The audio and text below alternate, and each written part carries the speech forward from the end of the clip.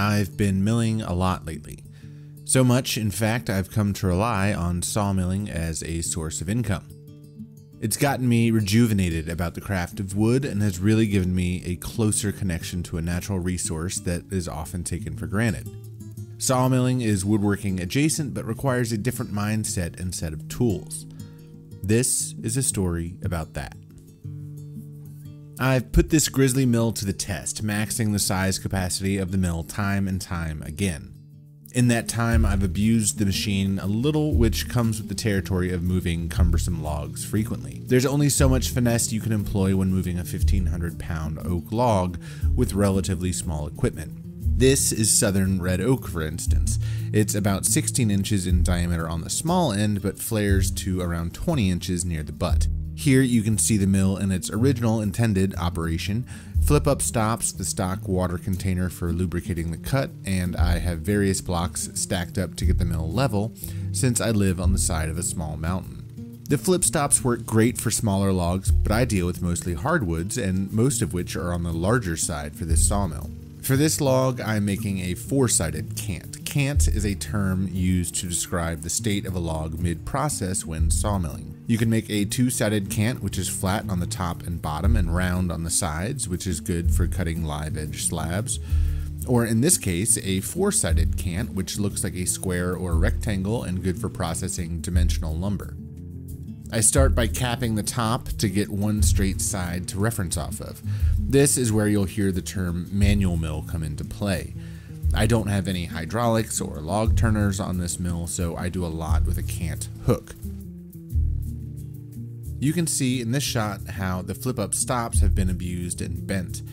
The middle stop isn't in line with the other two, and I've sheared a bolt holding the stop in the foreground. It's a smart design, but the mechanical force of leverage took its toll on the components, so I needed to make a new system.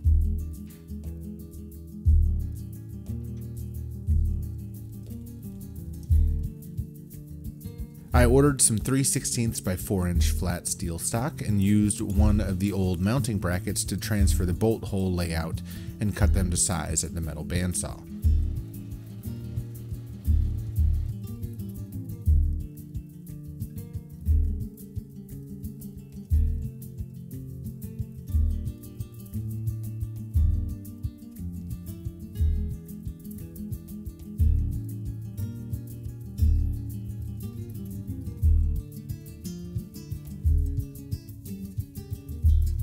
While I was at it, I cut some 2-inch thick wall square tube and some 1.5-inch thin wall stock I picked up from a scrapper.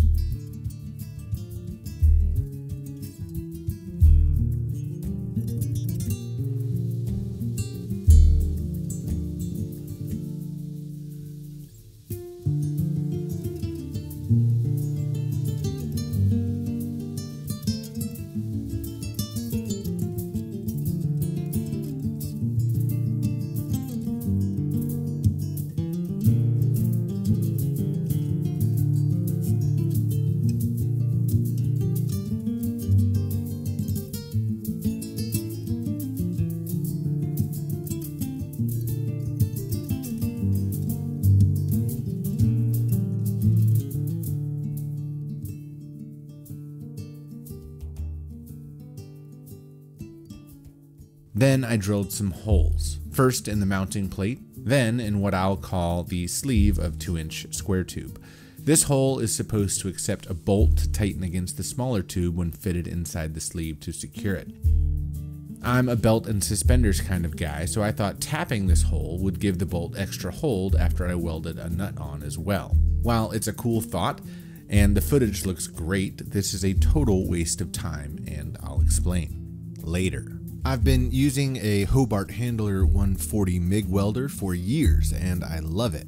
But I got connected with Hobart and they sent me their Multi-Handler 200, which is a multi-process machine. But I have very limited experience with TIG, and I wanted to be able to trust the welds to stand up to heavy abuse, so I stuck with the MIG process. Just like most welders this style, there is a chart on the inside cover. You find your process, solid wire or flux core, shielding gas, feed wire size, material thickness, and presto, it gives you a good starting point for your voltage and feed rate. I admittedly am very rusty when it comes to my welding and fully expect many jokes at the sloppiness of my beads in the comments. You have my blessing.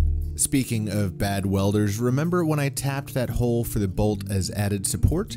I don't know what I was thinking. I threaded the bolt in with the nut on to help with the placement, and the heat from the tack welds alone made the steel expand to jam the threads completely. I had to break the tack welds to free the bolt and regroup. And I want to take this moment to thank Hobart Welding for putting their faith in such a competent metalworker. Thanks, Hobart.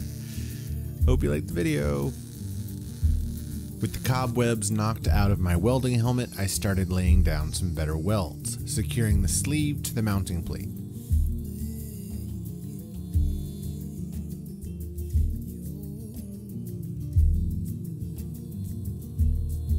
To fix my flub up from before, I drilled the threaded holes out with a bit large enough to clear the bolt threads completely.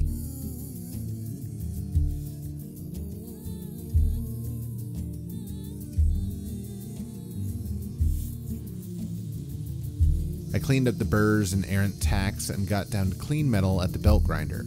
Then I simply held a nut in place with a bolt while I tacked the nut in place, then spot welded all around. To turn the bolts, I welded on thinner bolts as handles. If you're like me, you have a huge collection of common bolt sizes in varying lengths. I sprayed them in Rattle Can Hunter green and called them log stop brackets.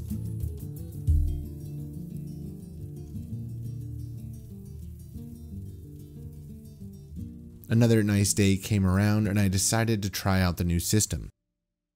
I bolted the new brackets where the old ones were, and you'll notice since I milled that red oak that I've taken the time to cut out more of the hillside to give me a proper mill site that I can more easily level the mill when the ground settles. To use the pockets, I cut different lengths of 1.5" tube to use for different sized logs. I had a smaller walnut crotch I wanted to mill, so I loaded that onto the bunks quite gracefully, I might add. The trickiest part about milling odd-shaped logs is getting them oriented on the mill the way that you want them.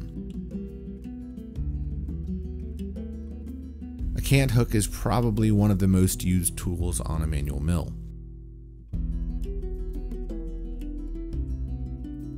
You might notice the water reservoir has somewhat fallen apart. Spoiler alert, later you'll see I replaced that container with a 5-gallon bucket I fitted with the plumbing from the original. The reason I'm making this video is to give you some sort of insight into working with this particular mill and some of the things I've found and what I've had to fix. Another thing to note is the guide bearing system has an eccentric shaft to put downward pressure on the blade. If you rotate that too far, the flanged roller can interfere with the entry of the cut. That was an oversight I had for about a month before it dawned on me. The human error factor is real. The hardest part about milling lumber on a small scale is moving the logs to the mill. Ideally, you'd have a really nice big tractor or a skid steer or mini excavator, but you make do with what you've got and get creative. This sycamore log is between 13 and 17 inches in diameter, just under 10 feet long, and is holding a ton of moisture.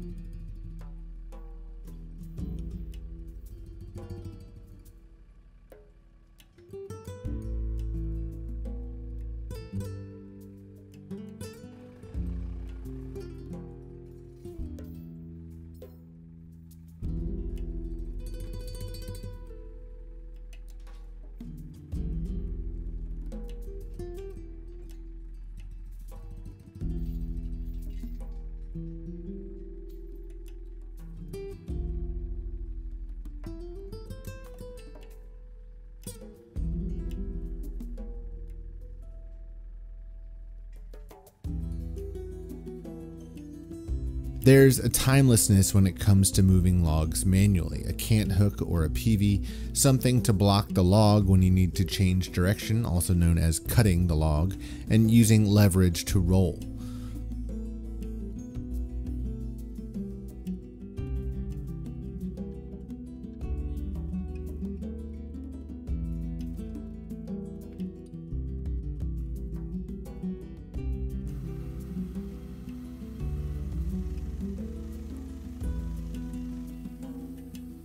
This log I cut into a two-sided cant to cut live edge slabs. I cut the top off and flipped the whole thing over to keep it more stable through the cut.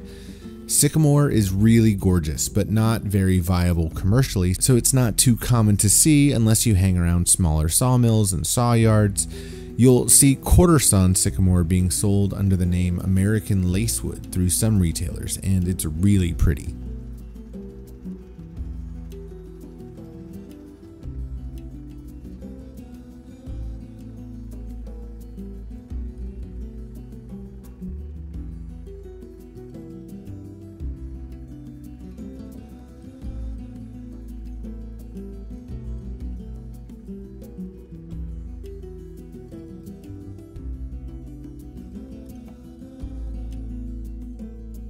So that's the update on my milling operation. I'm cutting and selling green wood, I'm air drying and have kilns close by that dry for a price. I'm enjoying my time outside, and I'm about to upgrade to a larger mill with even more capacity.